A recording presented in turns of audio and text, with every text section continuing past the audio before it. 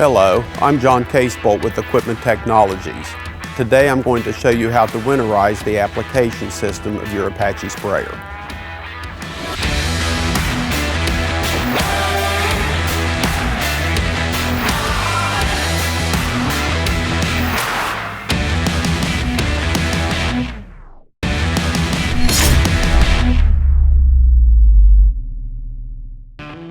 Now that we've been through the winterization of the application system, including our product system loop and our rinse loop and the vent loop and the agitation loop and the adductor loop, we've got a completely winterized sprayer, almost. There's a few quick tips that we want to talk to you about that may or may not apply to your sprayer, but they're good to think about.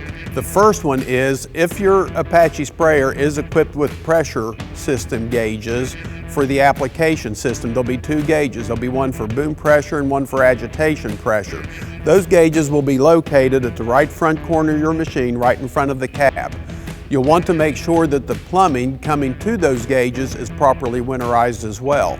So while you have the product pump running and you're flushing your RV antifreeze through the system, you'll want to unplug each one of those gauges, leave the tubing hang free, and let some of that product RV antifreeze flow through that tubing and flush out any water or chemical that might be in that tubing. Then you can go ahead and reconnect the tubing, but we're going to remove the gauges now. We want to take those gauges out of the system so that they don't have trouble freezing up if it turns cold. In normal climates, that's not always an issue, but if you're in extremely cold climates, that gauge freeze up can be a problem. So we're going to take those gauges off of the machine, store them in a warm, dry place, and then the ports that the gauges screw into, we're going to plug those so we don't get any dirt or debris in them during the winter time if the machine's going to be stored outside.